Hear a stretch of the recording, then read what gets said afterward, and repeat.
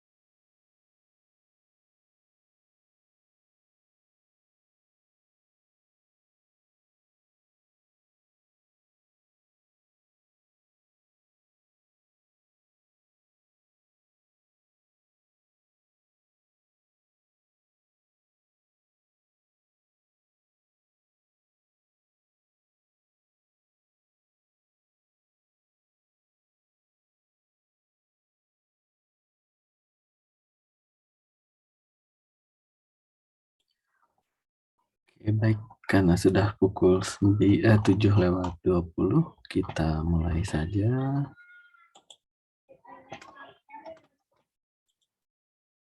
Sebelumnya saya cek dulu sudah ke-record belum ya ini. Sudah ter-record. Baik. Ya, selamat malam. Assalamualaikum warahmatullahi wabarakatuh. Bertemu kembali di mata kuliah data mining. Ya, saya kira sudah cukup lama begitu ya tidak tatap muka secara online seperti ini.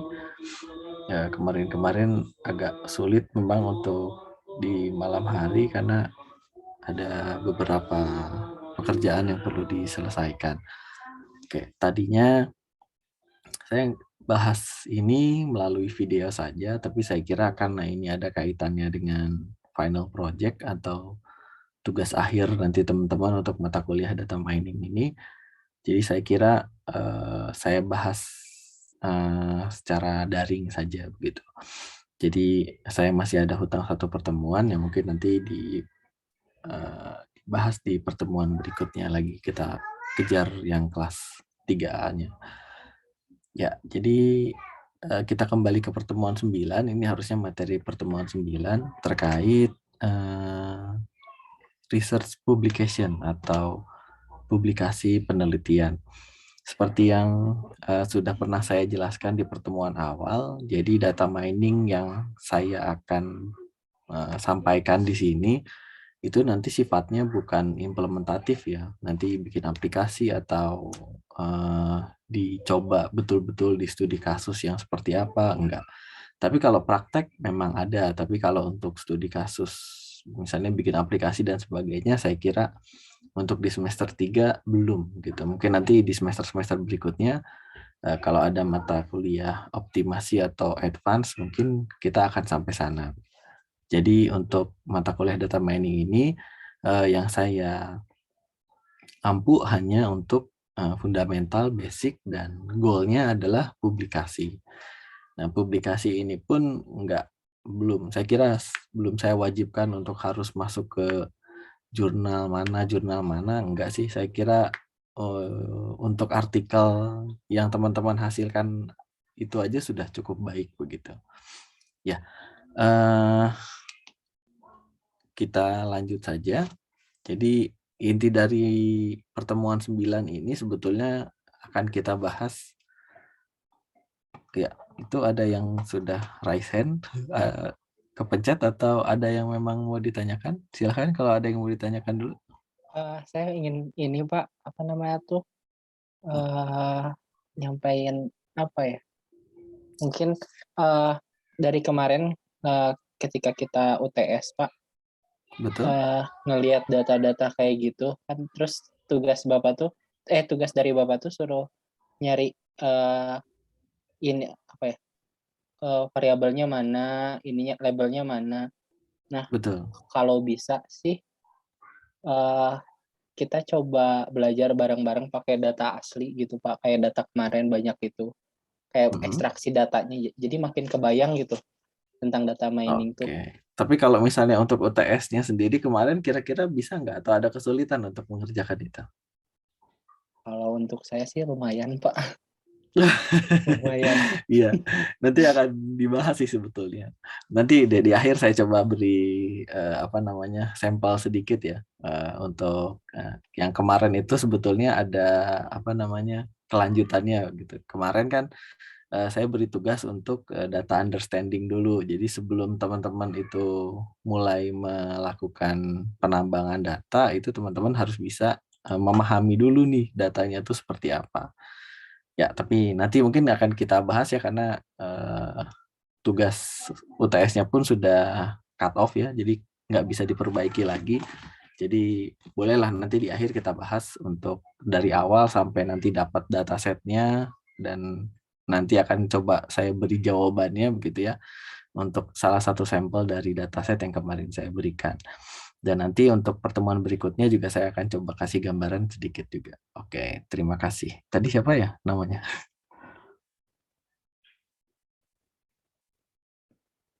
Ya, terima kasih Muhammad Auzan ya kalau tidak salah tadi ya. Terima kasih Eh, tanggapannya. Muhammad Rizal Pak, saya lupa Oh, belum di Muhammad name. Rizal. Oh iya, sorry sorry ya. Maaf Pak.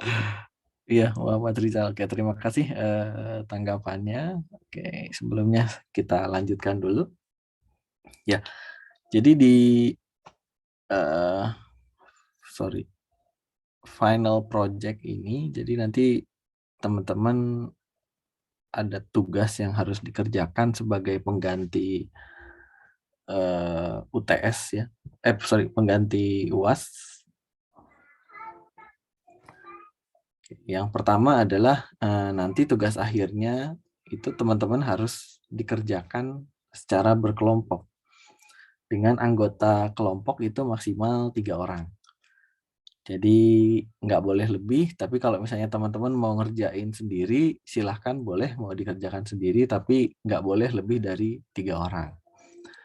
Kemudian setiap kelompoknya itu harus menghasilkan sebuah artikel. Nah, artikel itu seperti apa nanti akan kita bahas di akhir ya. Sampelnya seperti apa, teman-teman tuh kira-kira harus mengerjakan seperti apa, ya nanti akan diproyeksikan ya, nggak diwajibkan. Jadi hanya baru diproyeksikan saja buat dipublikasikan di jurnal nasional. Oke, berikutnya untuk tema penelitiannya itu sesuai dengan mata kuliah kita yaitu data mining. Tanpa ada batasan kasus selain klasifikasi ataupun regresi. Jadi nanti demo demo pengerjaan data miningnya itu saya hanya bahas klasifikasi sama regresi. Jadi kalau misalnya teman-teman nanti artikelnya mau selain daripada klasifikasi atau regresi juga boleh, tapi mungkin teman-teman harus belajar sendiri gitu gimana caranya melakukan clustering atau gimana caranya melakukan asosiasi dan sebagainya.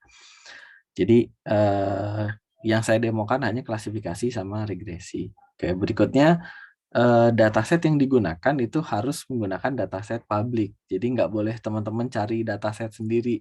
Artinya misalnya teman-teman datang ke perusahaan atau ke rumah sakit ngecek data pasien dan sebagainya atau ke bank ngecek data kredit itu nggak boleh. Jadi silakan teman-teman cari yang sudah tersedia di internet. Nanti juga saya coba contohkan teman-teman bisa nyarinya di mana gitu. Jadi nggak boleh nyari sendiri ya datasetnya. Jadi yang sudah disediakan oleh pihak-pihak tertentu seperti UCI atau Kaggle dan sebagainya. Oke, berikutnya, nah nanti datasetnya juga boleh teman-teman gunakan dari dataset yang ada di midterm exam kemarin. Jadi sebetulnya tugas dari UTS kemarin adalah berawal dari teman-teman harus memahami datanya itu karakteristiknya seperti apa. Nanti ketika sudah paham karakteristiknya seperti apa, maka teman-teman bisa lanjut ke meminingnya. Kemarin kan sudah pernah dibahas ada klasifikasi, ada peraturannya sendiri. Nggak semua data bisa diklasifikasi. Untuk diregresi juga nggak semua data bisa diregresi. Jadi berdasarkan data itulah nanti teman-teman harus mencocokkan kira-kira menggunakan algoritma yang mana gitu. Oke, berikutnya algoritma yang diimplementasikan haruslah algoritma yang sederhana. Jadi nggak usah yang muluk-muluk kayak SVM gitu atau neural network. Itu nggak usah gitu. Cukup kayak yang biasa aja kayak linear regression, KNN, dan sebagainya. Nah, kemudian untuk berikutnya, untuk pengolahan datanya nanti menggunakan validasi split validation dengan rasio 0,8. Nanti juga saya akan contohkan gimana sih bikin rasio 0,8 itu. Jadi jangan aneh-aneh kayak pakai cross validasi atau pakai split validasi yang 0,7 atau 0,6. Kita samakan semua di 0,8. Oke, untuk penulisan artikelnya nanti merujuk ke komponen yang ada di template jurnal responsif. Oke, nanti setelah ini kita akan bahas di jurnal responsif itu ada apa. Oke, supaya cepat kita langsung contohkan saja.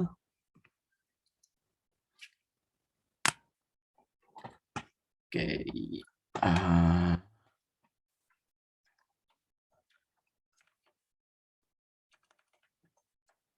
ya Mudah-mudahan di sini sudah terlihat Microsoft Word-nya.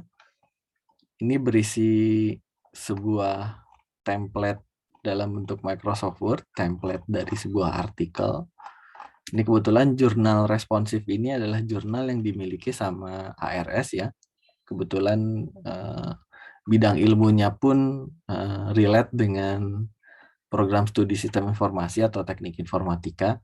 Jadi riset sains dan bukan responsif sih jadi harusnya. Ya, riset dan sains gitu. Jadi risetnya terkait dengan ICT. Oke, jadi nanti teman-teman harus mengerjakan artikel terkait data mining dengan format seperti ini.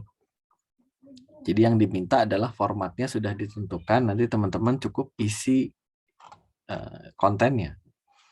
Oke, tapi ada beberapa aturan yang perlu teman-teman perhatikan adalah, oke, yang pertama terkait judul artikel.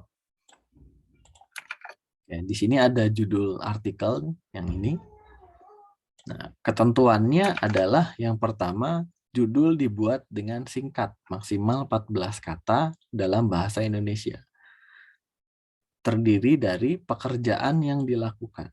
Nah, kemarin sudah pernah kita pelajari kan, ada klasifikasi, ada prediksi, ada clustering, ada asosiasi. Nah, silahkan kata awalnya digunakan menggunakan kata pekerjaan apa yang teman-teman lakukan.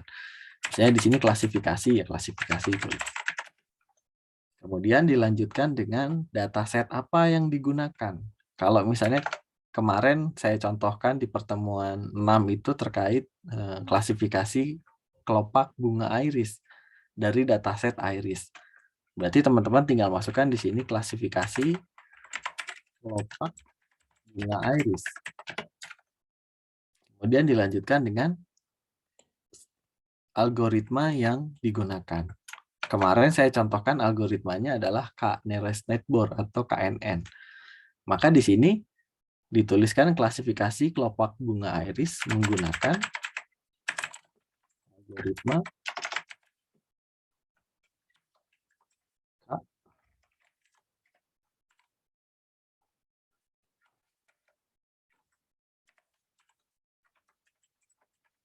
K-nearest neighbor. Nah, seperti itu. Kemudian diisi dengan nama anggota kelompoknya. Misalnya kalau anggota kelompoknya ada 3 ya silahkan tulis 3. Mau sendiri juga tinggal tulis sendiri. Kemudian diisi afiliasinya atau tempat perguruan tingginya, Universitas Ars, ditulis di sini. Oke. Kemudian untuk yang ini abaikan saja, tadi sudah dijelaskan ya. Jadi klasifikasi. Kalau misalnya mau prediksi ya di sini tinggal diganti, misalnya jadi prediksi. Kalau kemarin saya contohkan apalagi ya, untuk yang prediksi itu kalau tidak salah concrete compressive strength atau kuat tekan beton. Jadi teman-teman bisa masukkan judul di sini prediksi kuat tekan beton. Menggunakan algoritmanya apa? Misalnya linear regression. Dibuat seperti itu. Jadi semuanya itu seragam, sama. Judulnya seperti itu. Oke, berikutnya teman-teman di sini diminta untuk membuat abstrak. Nah, abstrak itu apa sih? Nah, di sini dijelaskan bahwa abstrak itu sebetulnya ringkasan. Jadi kalau misalnya ada pembaca itu nggak perlu membaca dari awal sampai akhir gitu ya. Karena mungkin artikel teman-teman itu isinya 5 sampai 6 halaman. Nah, daripada baca full 6 halaman, ya silahkan dibuat ringkasannya atau sinopsisnya. Kalau misalnya ibarat buku itu di belakangnya kan suka ada sinopsis ya atau apa ya namanya, spoiler sedikit. Nah, abstrak juga seperti itu. Nah, abstrak di sini isinya adalah masalah yang dihadapi. Nah, masalah yang dihadapi misalnya terkait bunga iris, itu masalahnya apa sih? Masalahnya adalah bagaimana kita menentukan bunga iris tersebut masuk ke kategori bunga iris apa. Berdasarkan apa? Berdasarkan kelopaknya, karakteristik kelopaknya. Seperti itu masalahnya. Kalau misalnya untuk contoh yang lain yang kuat tekan beton, itu masalahnya apa? Nah, masalahnya adalah untuk mengetahui kira-kira apakah beton itu sudah bisa dipakai atau belum, atau kekuatan beton itu kuat kuat untuk dipakai beban gitu ya. Makanya disebut dengan kuat tekan beton. Itu kira-kira komposisinya apa saja. Nah, itu contoh dari masalah. Nah, berikutnya adalah dataset yang digunakan. Nah, jadi teman-teman silahkan dibahas juga di sini dataset yang digunakan itu dataset apa. Kalau dataset IRIS ya silahkan disebutkan bahwa ini adalah dataset IRIS yang didapat dari mana. Nah, kemudian karakteristik datanya seperti apa silahkan disebut juga di situ. Nah, berikutnya metode penelitiannya. Nah, kalau metode penelitiannya sudah pernah kita bahas di pertemuan 5, CRISP-DM namanya. Nah, salah satu tahapannya yaitu data understanding sudah saya jadikan tugas buat teman-teman ketika di UTS kemarin. Jadi nanti tinggal dilanjutkan ke bagian modeling, buat validasi, evaluasi, dan seterusnya. Oke, berikutnya adalah hasil penelitiannya. Jadi nanti goalnya adalah teman-teman akan mencari performa dari algoritma yang teman-teman pakai. Jadi kalau misalnya untuk K-nearest neighbor itu performanya berapa akurasinya? 90%, 80%, nanti juga dimasukkan ke sini. Oke, atau kita coba langsung ke isinya aja mungkin ya, sebentar.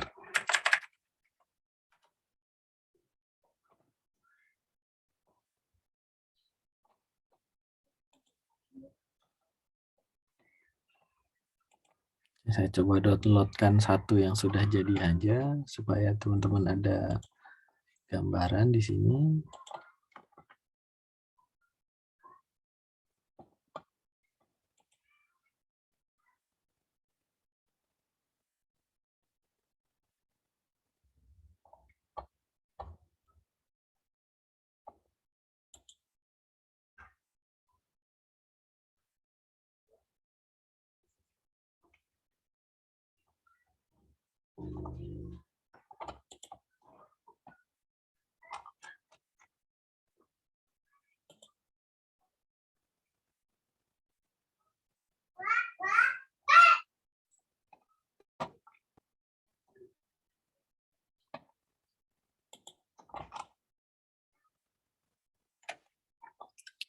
Sebentar.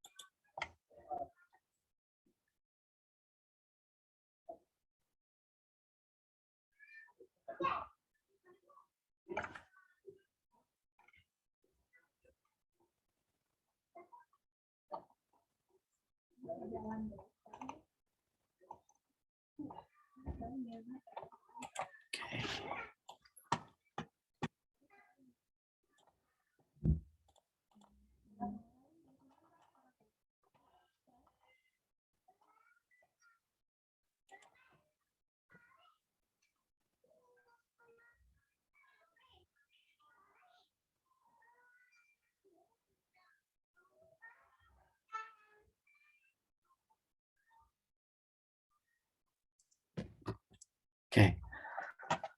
Ya, mudah-mudahan sudah terlihat di layar teman-teman. Sebentar saya close dulu supaya agak ringan. Oke. Nah, ini jadi goalnya nanti teman-teman silahkan buat yang seperti ini.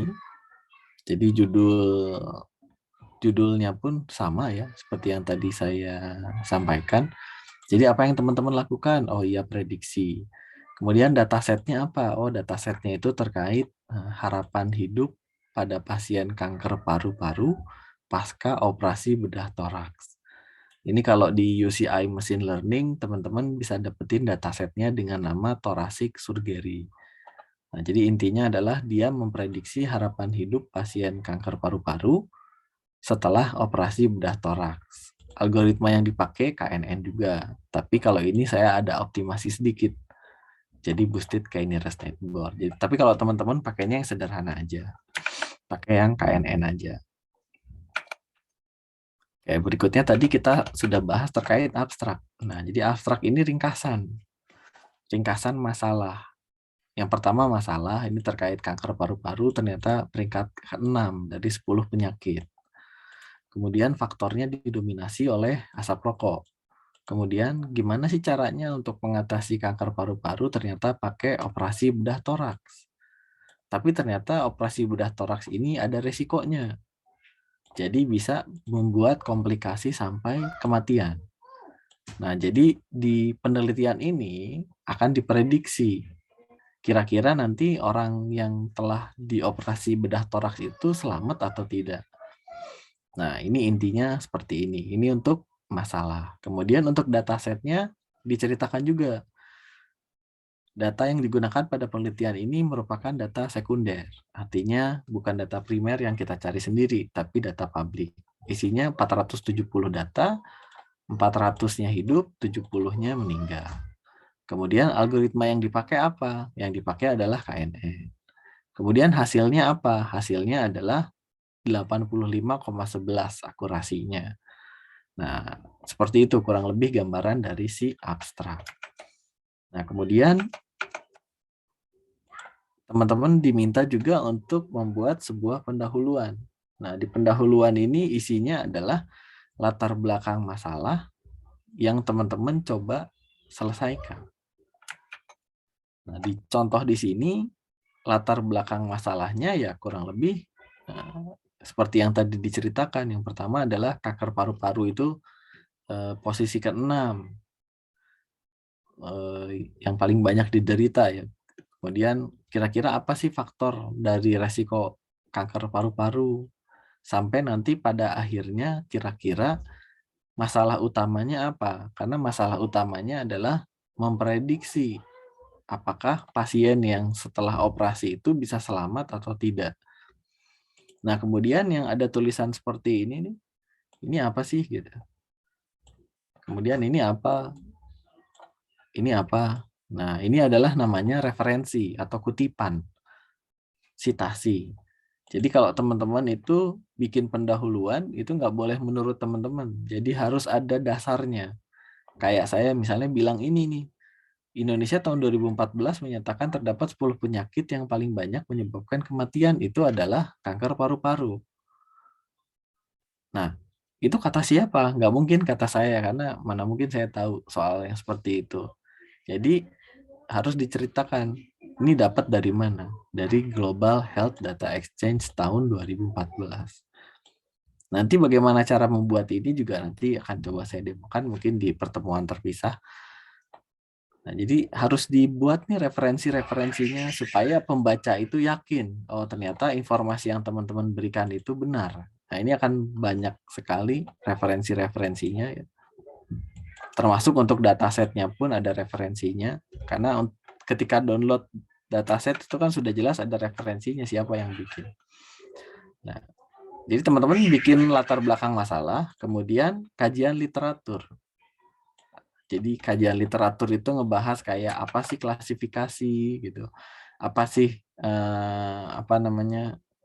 data mining. Kalau mau dibahas boleh terkait data mining, atau secara sederhana masalah itu kayak misalnya di sini operasi bedah toraks. Operasi bedah toraks itu apa gitu. Silahkan juga ditambahkan di sini. Nah, ini contohnya. Jadi bedah toraks itu ternyata punya banyak resiko. Ada komplikasi, ada gangguan syaraf, infeksi, sampai nanti kematian. Nah, itu juga termasuk dari kajian literatur. Kemudian dibahas juga tentang solusi yang ditawarkan atau algoritma yang dipakai. Nah, algoritma yang dipakai teman-teman bisa bahas juga di sini. Nah, ini akhirnya saya pakai KNN. Kemudian KNN-nya nanti ditambahin pakai adaptive boost. Nah, ini. Itu juga silahkan dijelaskan di situ. Terakhir, deskripsi singkat dari dataset yang diolah. Jadi harus diceritakan juga datasetnya itu ngambil dari mana. Yang ini. Jadi, itu kurang lebih untuk pendahuluannya. Jadi nanti teman-teman buat yang serupa seperti ini, mulai dari masalah, kemudian datasetnya, kemudian algoritma yang dipakai, algoritma apa. Oke, itu untuk pendahuluan. Berikutnya, metode penelitian. Nah, di metode penelitian ini sebetulnya menjelaskan tahapan penelitiannya. Teman-teman boleh pakai CRISP DM atau pakai penelitian yang lain, ya terserah. Kalau saya nggak pakai CRISP DM, tapi teman-teman boleh pakai CRISP DM ya. Di sini lebih sederhana lagi, jadi mulai dari pengumpulan data. Jadi metode penelitian itu tahapan ya. Apa yang teman-teman lakukan? Pengumpulan data ya jelas, karena nanti teman-teman download datanya dari mana. Kemudian ada nggak sih pengolahan data awal, ada normalisasi nggak, atau ada pembagian nggak, split validasi, dan sebagainya. Kemudian metode yang diusulkan, teman-teman pakai algoritma apa? Kemudian dicoba juga dengan eksperimen dan pengujian. Berapa kali teman-teman eksperimen? Apa cuma sekali atau bagaimana? Terakhir dievaluasi. Apakah performanya bagus atau tidak? Nah, kemudian dijelaskan satu-satu. Di pengumpulan data itu dibahas apa? Oh, berarti datasetnya. Oh, datasetnya dapat dari mana? Dari sini. Nah, kemarin ketika UTS, kenapa saya minta yang seperti itu? Itu merujuk ke sini. Jadi teman-teman harus tahu tuh. Kayak saya aja misalnya download nih dari ini. Ini kan bukan saya yang bikin. Tapi ketika saya mau olah data ini, saya harus tahu si dataset ini tuh ngomongin apa sih sebenarnya. Caranya adalah ya kita coba ketahui datasetnya isinya apa. Oh, ternyata ada 16 variabelnya atau atributnya. Nah, kemudian 16 atribut ini terdiri dari nominal, numerik, sama binari atau binominal. Nah, kemudian isinya ada 2 kelas. Kemarin juga masuk jadi pertanyaan ya, ada berapa kelas? Ada 2 kelas, yaitu yang meninggal sama yang survive. Nah, kemudian distribusi datanya bagaimana? Oh, ternyata yang meninggal 70, yang selamat 400 dari total 470 sampel. Kemudian atribut yang 16 itu ada apa aja? Nah, ini teman-teman harus bisa menjelaskan. Jadi nggak asal download gitu.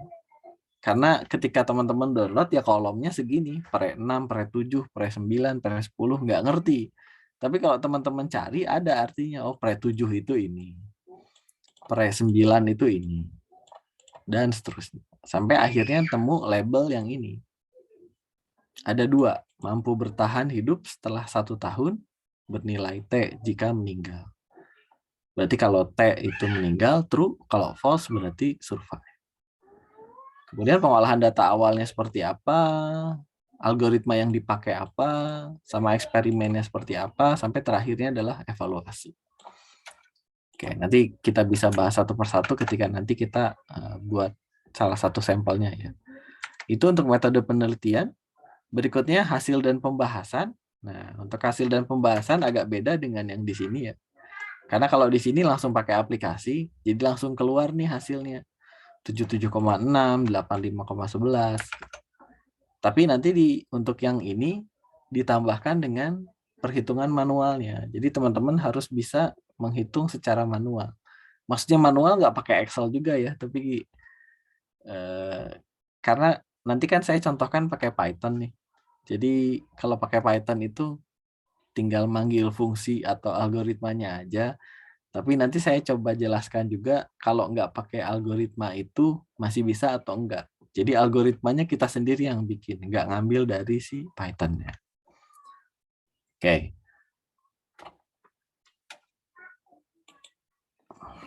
Ya, lanjut. Jadi nanti di hasil dan pembahasannya nanti ada 2. Yang pertama pakai aplikasi, pakai algoritma yang langsung jadi, dan yang satunya lagi adalah pakai yang algoritmanya manual. Terakhir di kesimpulan, nah, di kesimpulan ini udah saya kira ya betul. Nah, di kesimpulan ini ngebahas tentang dua hal. Yang pertama algoritmanya, dan yang kedua adalah evaluasi atau hasil dari algoritma tersebut. Jadi di sininya nanti ada dua. Yang pertama teman-teman harus ceritakan algoritmanya itu kira-kira gimana? Susah apa gampang? Mudah diimplementasikan atau enggak? Mudah dipahami atau enggak? Itu kesimpulannya. Dan yang kedua adalah hasil prediksi atau klasifikasinya berapa persen. Nah, jadi kurang lebih itu yang harus teman-teman kerjakan nanti di tugas akhir. Tapi masih panjang pengumpulannya sampai tahun depan 2022, mungkin di akhir Januari untuk pengumpulannya. Sambil berjalan, materi akan tetap ada, masih tetap akan saya contohkan bagaimana cara mengerjakannya. Jadi ini hanya gambaran awal saja. Nanti akan kita belajar sama-sama, saya akan demokan sampelnya. Jadi nanti teman-teman tinggal tulis di artikelnya. Nah, kemudian terakhir yang harus teman-teman sertakan adalah referensinya.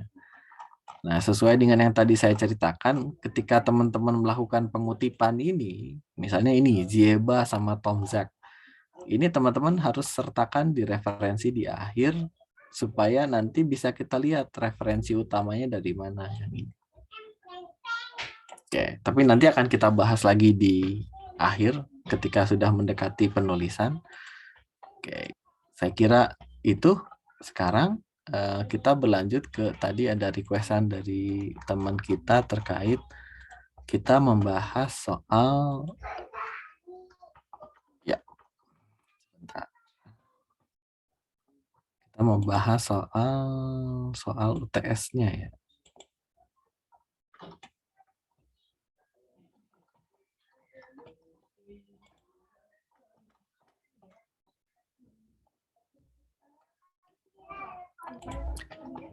Oke, jadi kalau teman-teman masih ingat di UTS kemarin itu saya memberikan berapa dataset ya? 6 apa 8 mungkin ya. 8 dataset ya. Car evaluation, concrete compressive strength, energi efisiensi, kualitatif bankruptsi, real estate valuation, salary data ada nggak ya? Kayaknya nggak ada deh. Sama terakhir vertebral column 8 1 2 3 4 5 6. Ya betul 6 ya. Oke, ada 6 dataset di sini.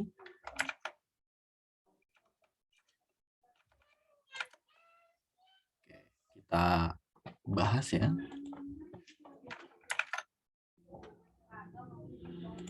Oke, contohnya nggak akan mungkin kita bahas semua ya.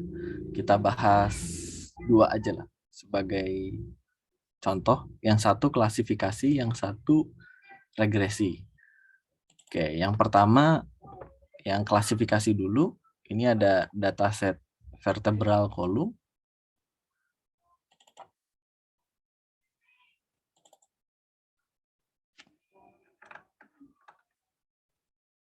Oke, tunggu loading sebentar.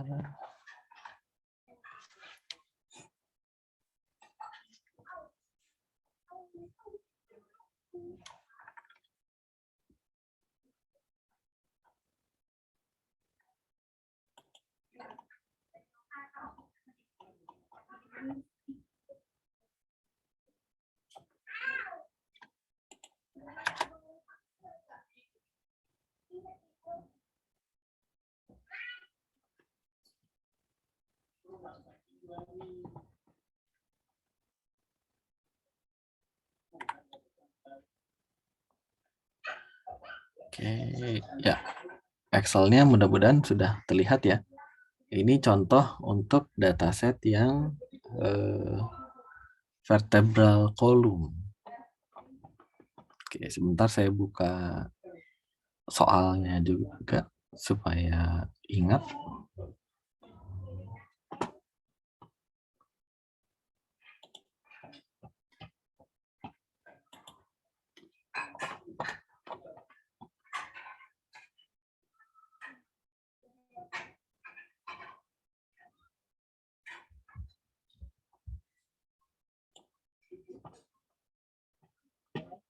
Ya, ini soalnya.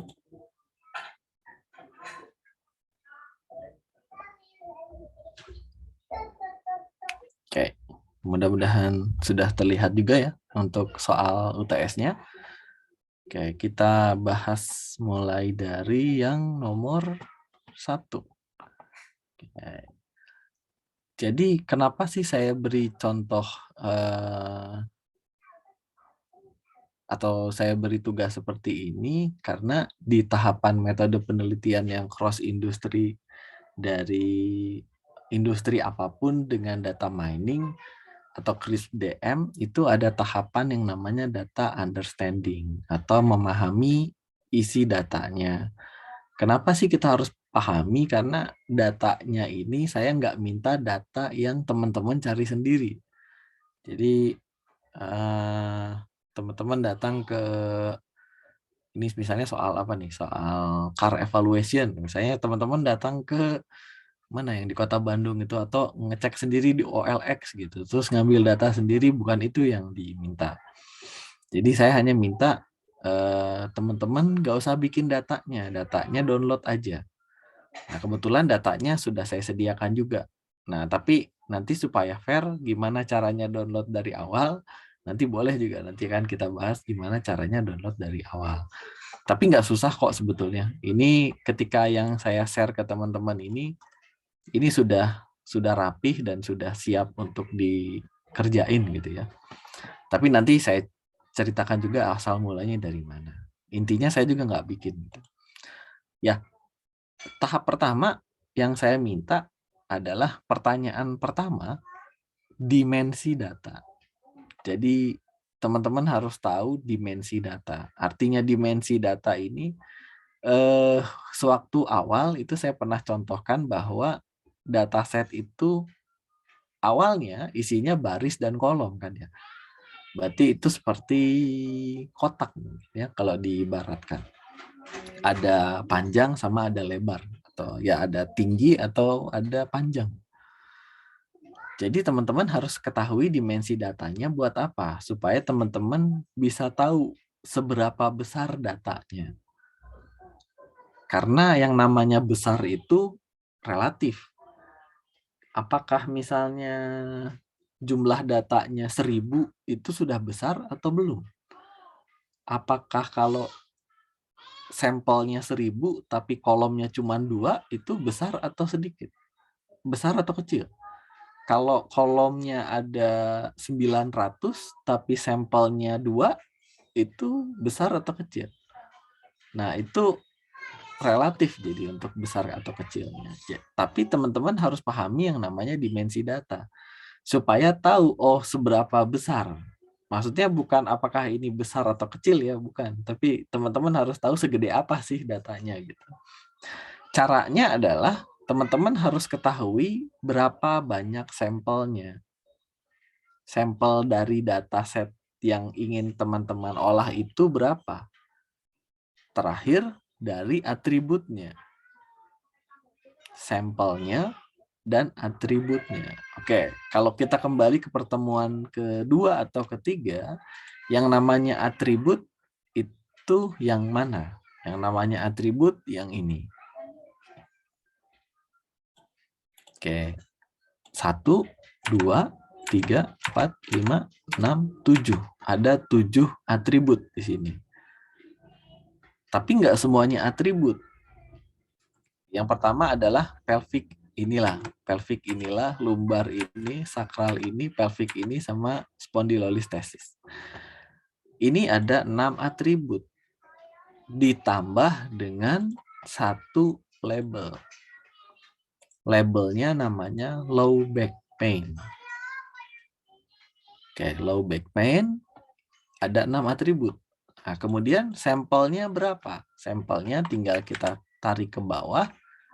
Isinya ada 310 sampelnya. Artinya kalau kita mau coba jawab pertanyaan ini untuk teman-teman yang dapat soal vertebral column, maka jawaban nomor 1 adalah sampelnya 310 dan atributnya 6. Kemudian di sini diminta labelnya juga.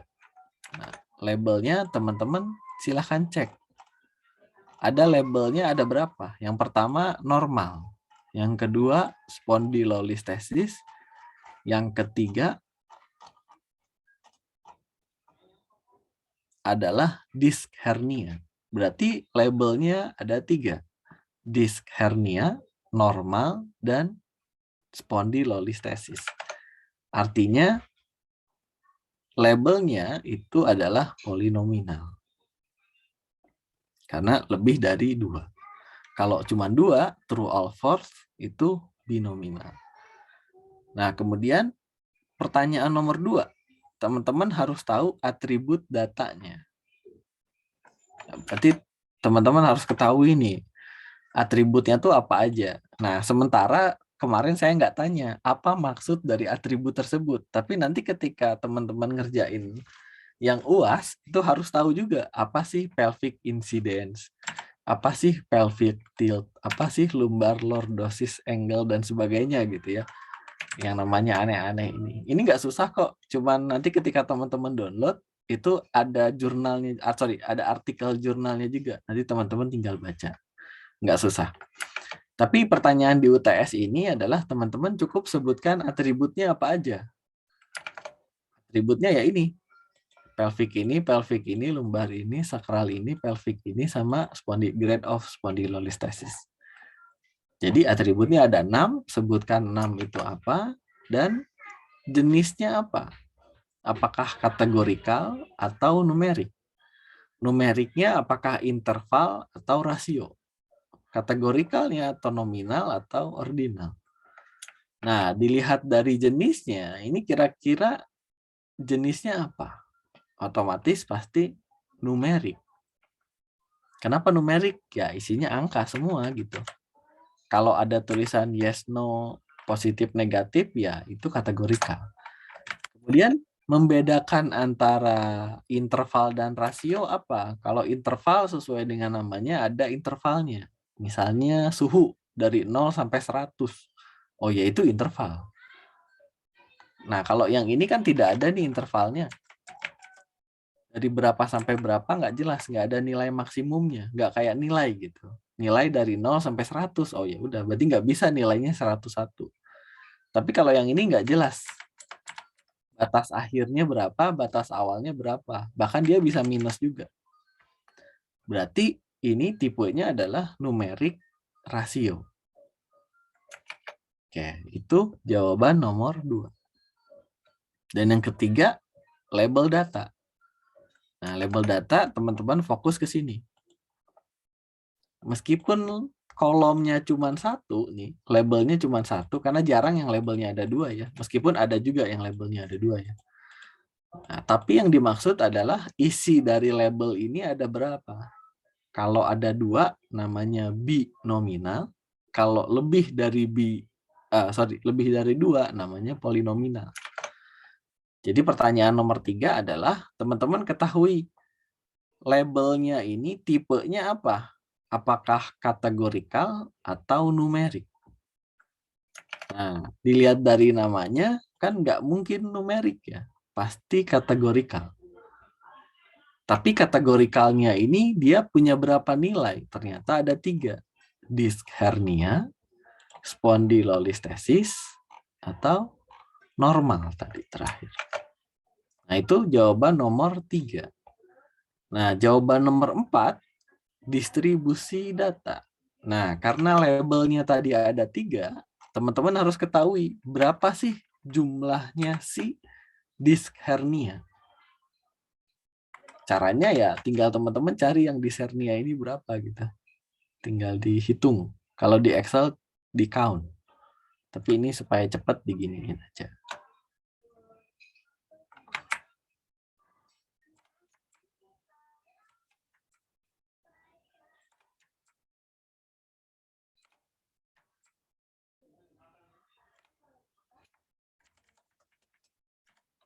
Oke, di sini ada 60. Berarti distribusi datanya adalah untuk disk hernia ada 60 sampel. Kemudian untuk spondylolistesis ini ada berapa?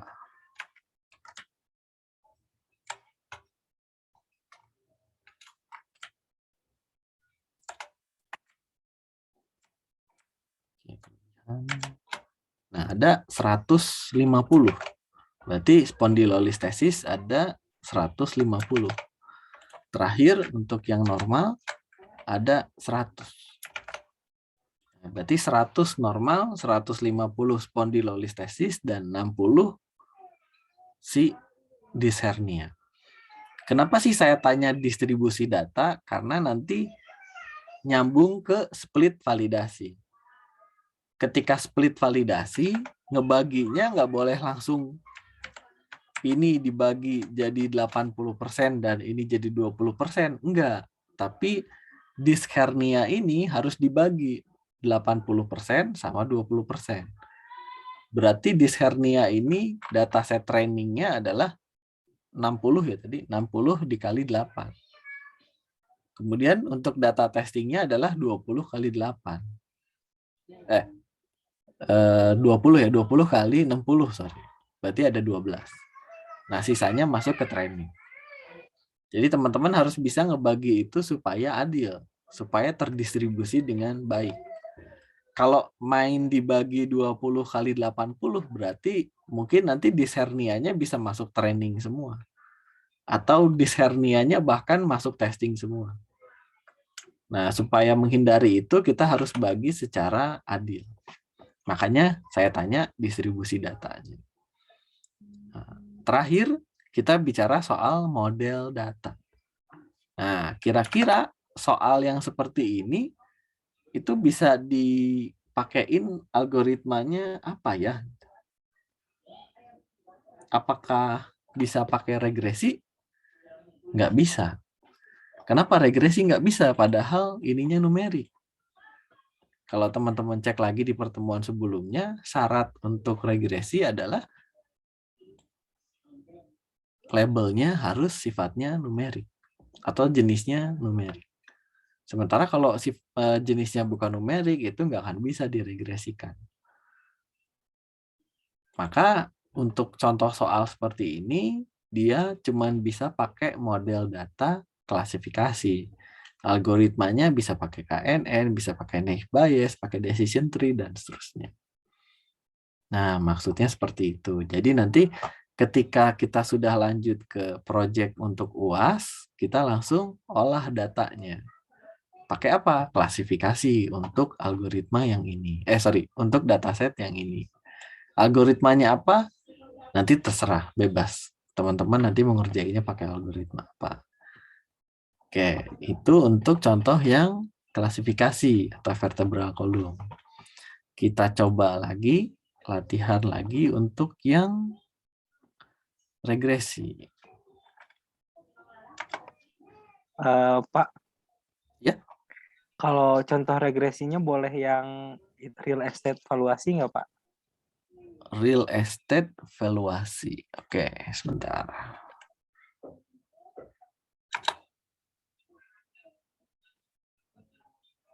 Kayaknya real estate valuasi jenisnya bukan ini deh kayaknya.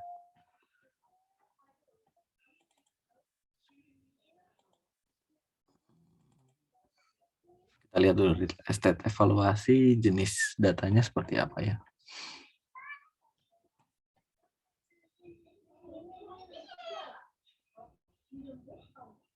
Nah, bisa-bisa. Oke.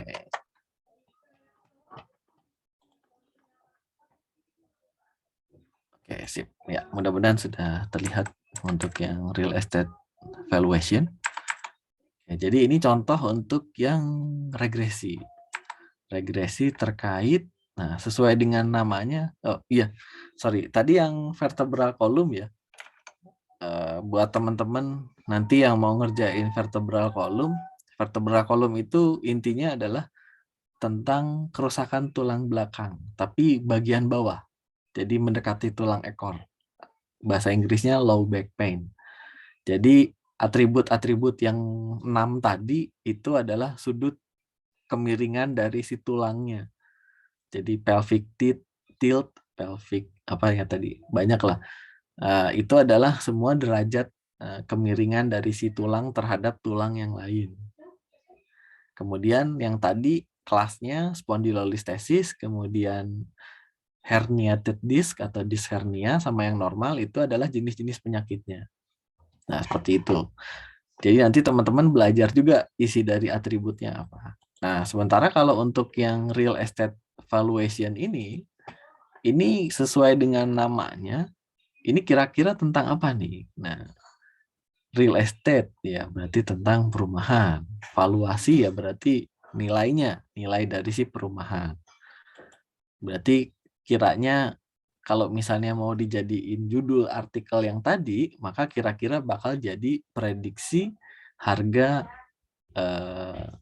real estate ya atau perumahan mewah menggunakan algoritma linear regression misalnya.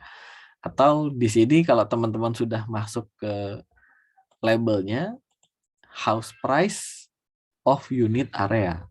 Ini adalah harga per meternya mungkin ya atau per luasnya, per meter perseginya. Per meter perseginya dihargai segini, mungkin di dolar ya ini atau mungkin di dolar mungkin ya. 37,9 dolar misalnya per meter persegi. Mungkin ya. Berarti nanti untuk judulnya bisa dijadikan prediksi valuasi harga harga tanah real estate menggunakan algoritma linear regression. Oke. Contohnya sama seperti yang tadi. Yang pertama, dimensi data. Oke. Ketahui berapa banyak sampelnya, atribut serta label yang ada pada dataset tersebut. Nah, untuk dimensi data, berarti sama seperti yang tadi, kita perlu ketahui atributnya ada berapa? Ada 1, 2, 3, 4, 5. 5. Ada 5 atributnya, kemudian 1 labelnya. Nah, karena labelnya ini adalah numerik, otomatis nggak mungkin jadi nominal ya, nggak akan ditanya binominal atau polinominal, karena tipenya dari si labelnya ini adalah numerik. Ya, jadi teman-teman cukup jawab ada 5 atribut dan 1 label. Kemudian sampel datanya ada berapa? Sampel datanya ada 414. Oke, jadi untuk dimensi datanya adalah sampel 414, atribut 5, dan labelnya 1. Oke, kemudian poin kedua, atribut data. Ketahui nama atribut serta jenisnya. Nah, teman-teman harus tahu atributnya yang mana. Oke, berarti atributnya house age, tipe datanya apa? Tipenya numerik, distance to nearest station, numerik juga, number of convenience stores, number juga, latitude, longitude, number juga. Nah, nanti ketika sudah masuk ke project yang UAS, ini gampang banget nih, house age. Oh, berarti usia rumahnya sudah berapa tahun sejak didirikan? Oh, segitu. Jarak ke stasiun terdekat, jaraknya segini. Ini udah enak banget nih. Berikutnya jumlah dari Indomaret ya, atau apa ya namanya, toko-toko penunjang kehidupan dari rumah-rumahnya. Kemudian posisi latitude sama longitude. Oke, Muhammad Rizal, silakan. Ada yang mau ditanyakan? Ini Pak, waktu saya ngerjain ini,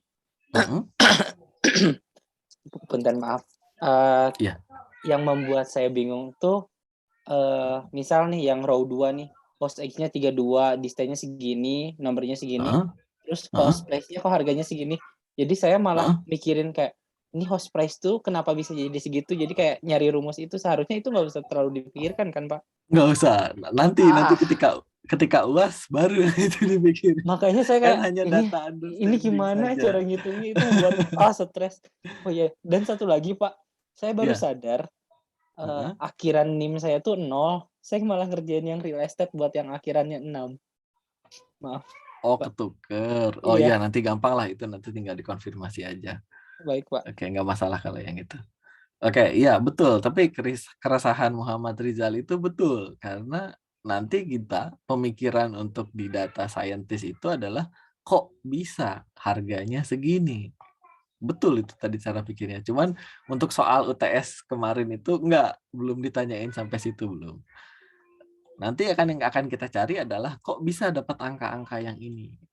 Nanti endingnya dari data mining adalah ketika ada data baru, misalnya usia rumahnya adalah berapa? 30 tahun misalnya. Kemudian jarak ke stasiunnya misal 450 meter. Kemudian toko kelontongnya di situ sangat banyak, misalnya 25.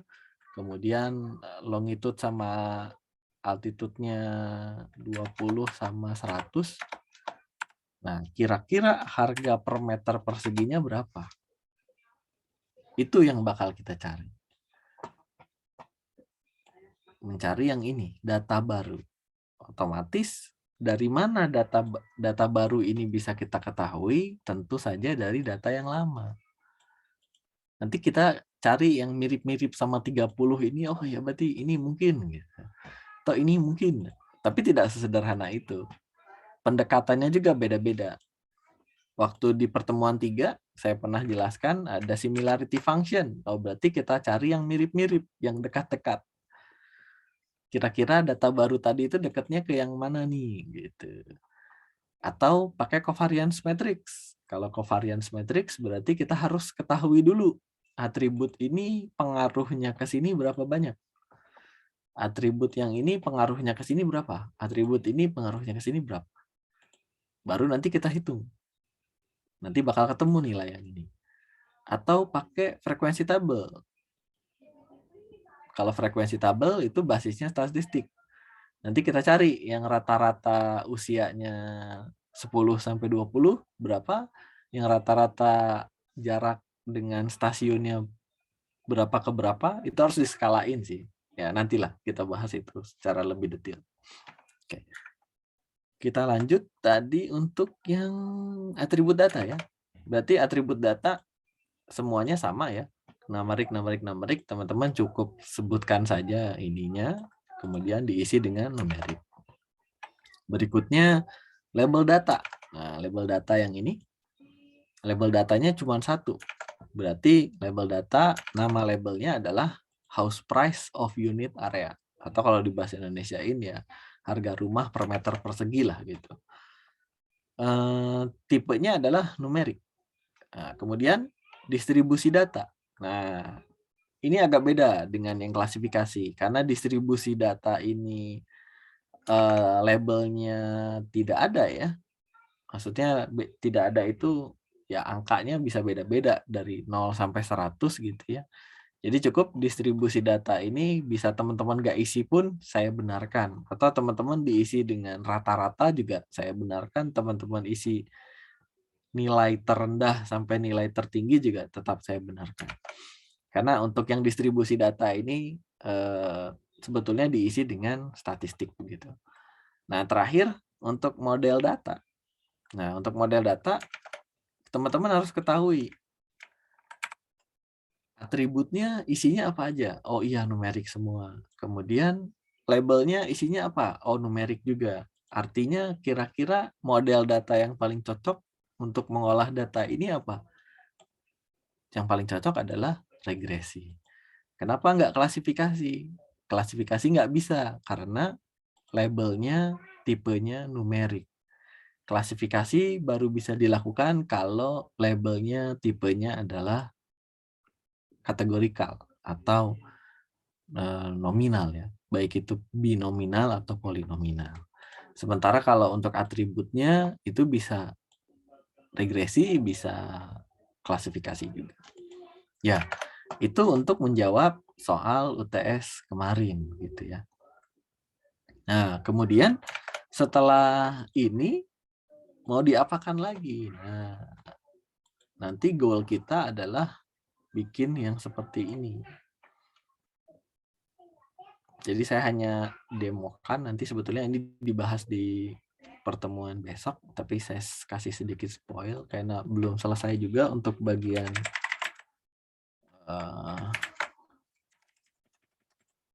bagian apa namanya? Untuk bagian perhitungan manualnya itu belum saya selesaikan. Ini baru yang pakai algoritma langsung jadi.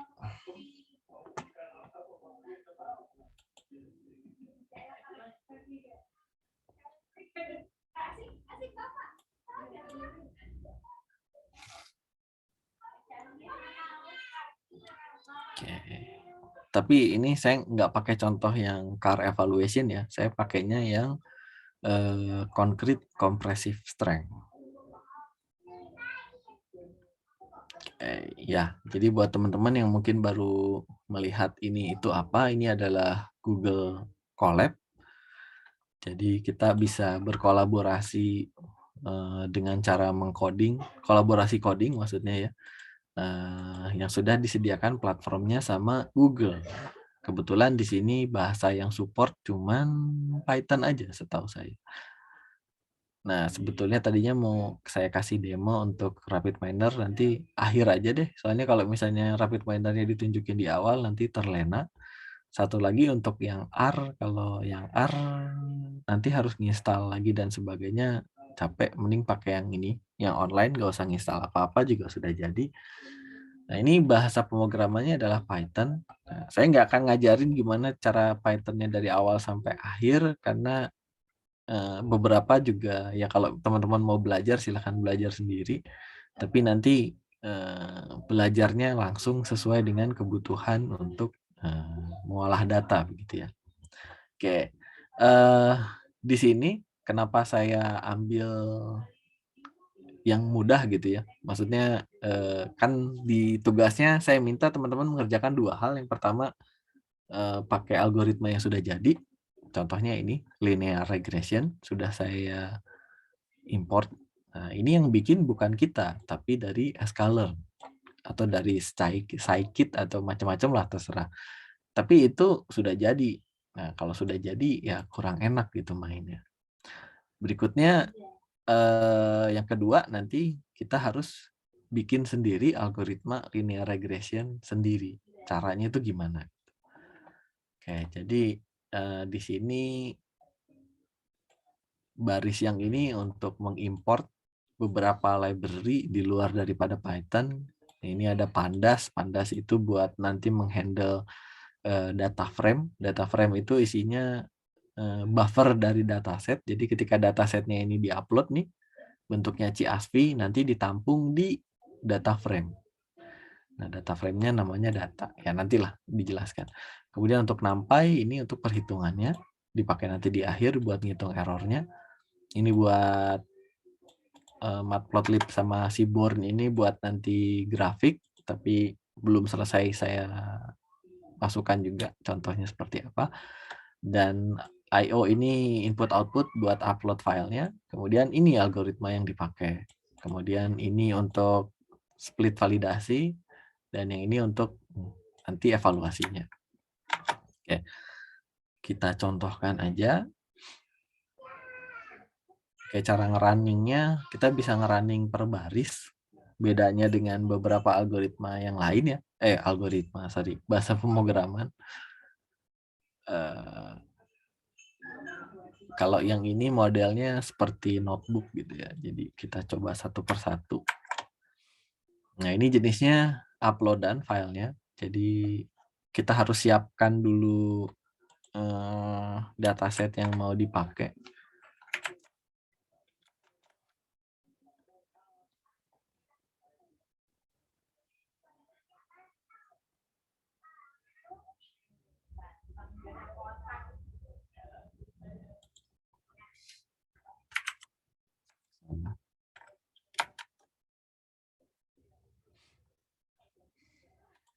Ya, kita pilih filenya.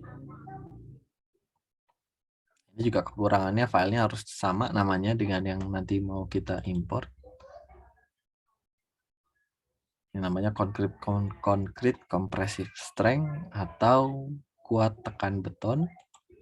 Nah, ini dibaca file CSV-nya, kemudian nanti dimasukkan ke data frame namanya data. Nah, tadi pertanyaan dari soal UTS-nya adalah dimensi data. Nah, di Python Mau mengetahui dimensi data, cukup ketikkan data.shape. Maka nanti ketahuan dimensi datanya adalah 1030 sampel dan 9 atribut. Termasuk atribut label. Artinya berarti 1030 sampel, 8 atribut, 1 label. Nggak perlu dihitung lagi. Tapi ya teman-teman harus tahu lah maksudnya tuh gimana gitu dimensi data itu. Oke, berikutnya buat mengetahui sampel datanya, nggak usah banyak-banyak, 5 aja. Nah, kurang lebih sampel datanya seperti ini. Ada semen, ada blast furnace, ada fly ash, water, dan seterusnya sampai labelnya concrete compressive strength. Ada 1, 2, 3, 4, 5, 6, 7, 8, 9. Betul kan ya? Tadi dimensi datanya 9 atributnya dan 1030 sampelnya. Ini diambil cuma 5 aja. Oke, berikutnya karena ini numerik ya kebetulan, karena regresi, kita bisa statistik juga. Nilai min, nilai max, rata-rata, kuartil 1, kuartil 2, kuartil 3, dan seterusnya sampai standar deviasi. Teman-teman cukup pakai fungsi describe. Kalau di Excel nggak bisa ya, harus satu-satu. Minnya berapa, maxnya berapa. Kalau di sini tinggal gini ketahuan. Oh, nilai minimalnya 0. Oh, nilai maksimalnya 32 untuk semen. Untuk labelnya nilai minimalnya 0, nilai maksimalnya berapa nih? 99. Seperti itu. Nah, kemudian pertanyaan nomor 2, atribut data. Teman-teman harus tahu atributnya apa aja. Oh ya, aduh, sorry. Tinggal ketikkan data columns. Nanti ketahuan tuh atributnya ada apa aja. Oh, ada semen, ada blast furnace, sampai ke concrete compressive strength. Detailnya sih sebetulnya lebih asik di data describe. Karena bisa ketahuan statistik deskriptif awalnya seperti apa. Nah, kemudian teman-teman bisa cek juga di fungsi namanya data info. Nah, ini sebetulnya buat next level, buat nanti ketahuan ada yang nolnya atau enggak, ada yang kosongnya atau enggak. Nah, misalnya kalau teman-teman di water ini ternyata ada yang kosong, berarti ini jumlahnya nggak akan 1030. Kenapa? Karena 1030 itu adalah sampel totalnya. Berarti kalau di sini teman-teman ketemu ada salah satu kolom, misalnya ini isinya 1020, berarti ada 10 nilai yang hilang. Nah, tugas teman-teman buat ngeganti nilai yang hilang itu supaya full 1030 lagi. Nah, seperti itu. Berikutnya, apa nih? Label data. Label data kalau regresi, jadi nggak usah ya. Nggak terlalu penting untuk regresi. Nah, sebetulnya di regresi, kalau saya pakai covariance matrix, ini udah enak nih. Ada yang namanya korelasi.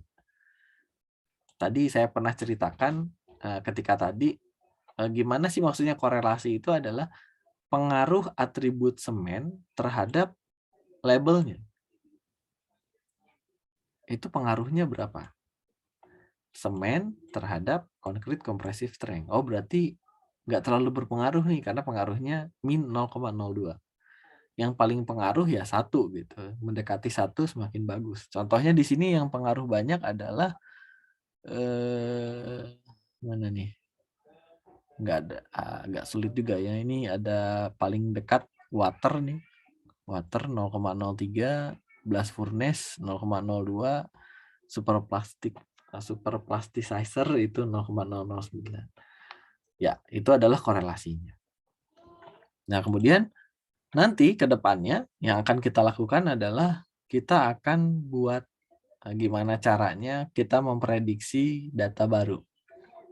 Nah, tugas yang pertama adalah teman-teman cari dulu mana atributnya dan mana kolomnya. Untuk atributnya saya beri X, untuk kolomnya saya beri Y. Oke, jadi atributnya ini dari semen sampai H, untuk yang Y-nya ini untuk concrete compressive strength. Jadi nanti ketika dipanggil, X-nya itu apa sih? Nah, X-nya itu adalah data-data yang ini. Kemudian Y-nya apa sih? Y-nya E-nya yang keluar cuman concrete compressive strength-nya aja. 99, 89, dan seterusnya. Seperti itu. Berikutnya, kita akan split validasi menjadi data training dan data testing. Nah, tadi di awal sudah pernah saya ceritakan, semua rasionya adalah 0,8. Nah, ini saya set 0,8. Kalau di sini bukan training size ya, tapi test size. Jadi test size-nya ada berapa? 0,2. Kita bagi. Salah terus. Oke, kita bagi. Nah, kemudian kita jalankan algoritma linear regression. Yang di training adalah X train sama Y train. X itu adalah atribut, train itu training, Y itu adalah label dari training. Jadi tugasnya split validasi ini adalah ngebagi jadi X train atau data training untuk atribut, X test data testing untuk apa itu teh? Ya, betul. Atribut untuk data testing, Y train itu adalah label untuk data training, Y test itu adalah label untuk data testing. Jadi yang akan diolah adalah atribut dari data training dan label dari data training. Dijalankan. Nah, gampang, tidak terjadi apa-apa karena ya yang kita cari bukan itunya. Nah, nanti teman-teman, kan tadi pertanyaannya Muhammad Rizal adalah rumusnya apa kok bisa keluar harga seperti itu. Nah, nanti akan dibahas di pertemuan berikutnya sih. Untuk linear regression itu ada yang namanya intercept sama koefisien. Jadi intercept dari rumus ini adalah 50 dan koefisiennya adalah setiap atributnya segini. Jadi nanti cara ngitungnya adalah min 0,3 dikali semen 0 ditambah 0,2 dikali blast furnace ditambah min 0,00 dikali fly ash ditambah dan seterusnya nanti ditambah yang ini. Nanti keluarlah angkanya. Nah, contoh prediksinya seperti apa? Nah, ini. Misalnya ada data baru, semennya segini, airnya segini, blast furnace-nya segini, fly ash-nya segini, superplasticity-nya begini, jumlah harinya segini, dan seterusnya ya, sesuai dengan yang ini. Jumlahnya tadi atributnya ada 1, 2, 3, 4, 5, 6, 7, 8. Ini data barunya, isinya 8. Kira-kira kuat tekan betonnya berapa? Dihasilkanlah nilainya 53.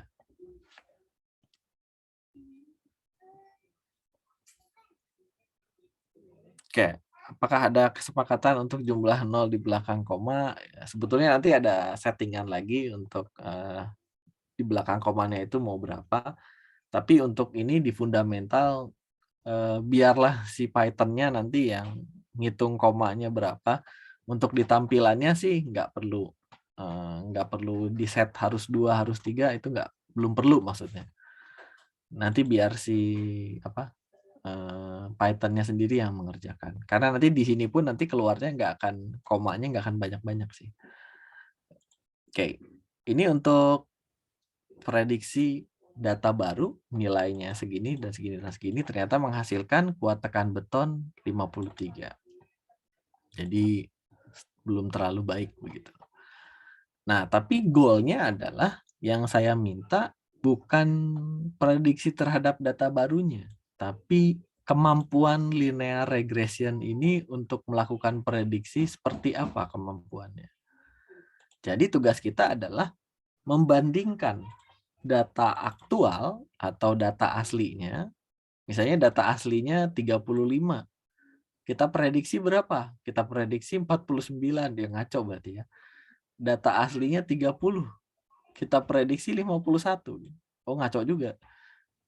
Data aslinya 69, kita prediksi 50, ngaco juga.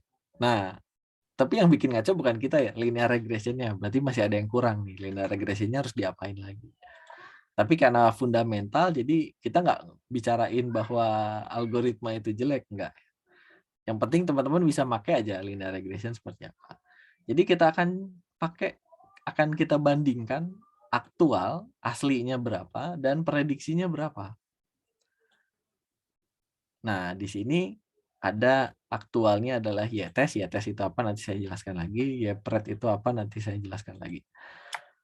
Oke, ketika di running nanti akan muncul dua kolom. Yang pertama aktual atau data aslinya. Prediksi adalah prediksi algoritma linear regression-nya. Setelah dicek ternyata banyak yang kelewat tuh, miss tuh banyak banget tuh. Nggak ada yang benar-benar aslinya 30 diprediksi 30, nggak juga. Berarti masih jelek nih. Tapi yang kita cari bukan ini. Yang kita cari adalah berapa tingkat errornya. Tingkat errornya pakai RMSE atau root mean square error, nama keren.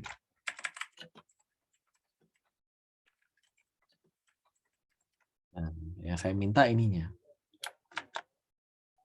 Ternyata root mean square error-nya adalah 28,89. Jadi hasil prediksinya itu masih bisa meleset plus minus 28,89. Misalnya kita prediksi 46, berarti 46 plus minus 28. Bisa lebih 28, bisa kurang 28. Jelek.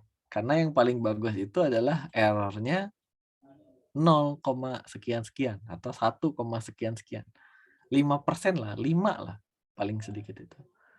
Kalau 28 ya masih ngaco banget dong. Berarti 28 itu ke 100 seperempatnya masih bisa salah. Plus minus bisa 50%, bisa ya jelek sekali gitu. Tapi nggak apa-apa. Inti dari yang saya inginkan adalah teman-teman bisa pakai, bisa implementasi sampai keluar jumlah errornya berapa. Kalau yang klasifikasi, yang di sini apa? Akurasinya. Aslinya apa, ditebak apa. Benernya berapa kali. Makin banyak benernya, akurasinya makin bagus, persennya makin bagus. Ya, kurang lebih seperti itu untuk gambarannya yang teman-teman akan lakukan di setengah semester berikutnya setelah UTS ini. Nanti untuk materi ini langsung kita bahas di pertemuan berikutnya secara lebih detail lagi. Dan satu lagi nanti saya bikin untuk manualnya. Jadi nanti teman-teman tinggal pakai basicnya yang saya, tinggal diganti datasetnya aja. Seperti itu. Ya, mungkin itu saja yang bisa saya sampaikan di pertemuan kali ini. Kalau ada yang mau bertanya, silahkan bisa ditanyakan langsung atau lewat kolom chat. Mangga, silahkan.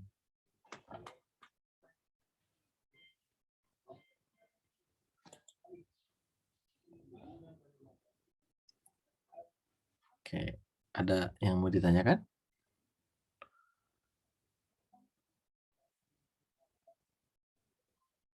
Belum ada? Oke, kalau belum ada, saya kira cukup ya. Nanti untuk rekaman video ini bisa didapatkan melalui nanti e-learning kalau sudah tersedia. Untuk pertemuan berikutnya masih tetap saya coba upayakan pertemuan online seperti ini sesuai dengan janji. Mudah-mudahan tidak ada aral melintang.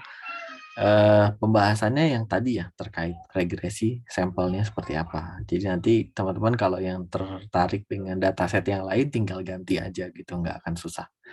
Oke, itu saja mungkin teman-teman yang bisa saya sampaikan. Terima kasih atas atensi dan kehadirannya malam ini. Terima kasih, selamat malam. Assalamualaikum warahmatullahi wabarakatuh.